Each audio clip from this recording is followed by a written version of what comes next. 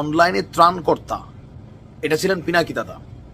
আবার আমরা ভাবতাম তিনি বিএনপিরও হয়তো কাজ করছেন, কিন্তু সরকার পতনের পর পিনাকি দার ভূমিকা দেখা গেল কি জামাতের পক্ষে আসলে বেশি।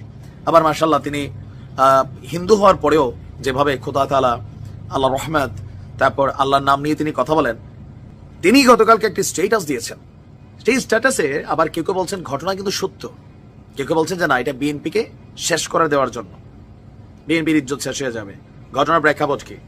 ডক্টর মোহাম্মদ ইউনূস গতকালকে ঘোষণা দিয়েছেন যে আওয়ামী লীগকে নিষিদ্ধের পরিকল্পনা এই সরকারের নাই, তবে যারা অপরাধী তাদের বিচার নিশ্চিত করবে। তাহলে প্রশ্ন হচ্ছে আওয়ামী লীগ নির্বাচনে আসছে কিনা? অবশ্যই আসতেছে। কার নেতৃত্বে? আবার আসুন সেদিকে বলি। পিনাকি তার পোস্টে লিখেছেন, সাবের হোসেন চৌধুরী গ্রেপ্তারের মাত্র 48 ঘন্টার মধ্যে তিনি জামিন পেয়েছিলেন। এরপর এটা নিয়ে নানান তোলপাড় হয়েছিল, খেয়াল আছে তো?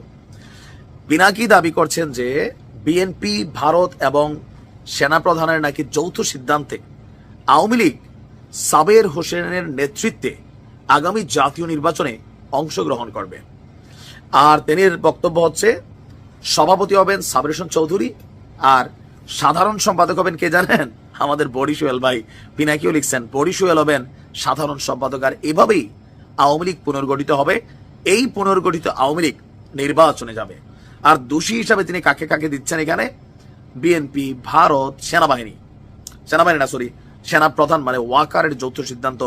আবার এতে ইউরোপের রাষ্ট্রগুলোরও সমর্থন আছে, যার মধ্যে ব্রিটেন মানে যুক্তরাজ্য 1975-এর 15ই আগস্টে বিপ্লবীদেরকে দেশ ছাড়তে হয়েছিল।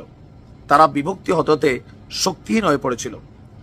এরপর 75-এর যারা বেনিফিশিয়ারি তারা বিপ্লবীদের বাঁচায় নাই। এই কথা তো তিনি জিয়াউর রহমানকে ইঙ্গিত করেছেন। আমাদের খেয়াল থাকার কথা, সাংবাদিক ইলিয়াস যখন মেজর ডালিমকে লাইভে আনছিলেন, তার এই বক্তব্যে আওয়ামী লীগের কিচ্ছু হয় নাই। মুজিব সম্পর্কে ভালো কথাই বলছিলেন, শেখ মুজিবুর মিয়া, কিন্তু তিনি বলছিলেন জিয়াউর রহমান সম্পর্কে কিছু তথ্য যেটা জাতি জানতো না। পিনাকি দাও একই কথা বলছেন। একাংশ তৈরি করলো ফ্রিডম পার্টি, আর একাংশ খন্দকার মুশতাককে মাঝে রেখে দল করলো। আর এখানে নানান বক্তব্য। তো 2400 নাকি 1975-এর পুনরাবৃত্তি হচ্ছে।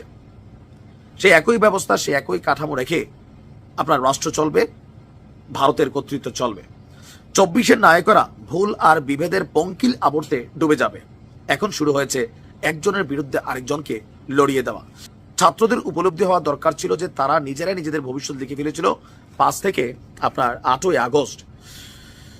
তার এই বক্তব্যে আমি যদি বলি, ওনার বক্তব্য যে তারা যাদের উপর নির্ভর করেছিল, যাদের মিষ্টিকতায় ভুলেছিল, তারাই এখন চোখ উল্টে দিয়েছে।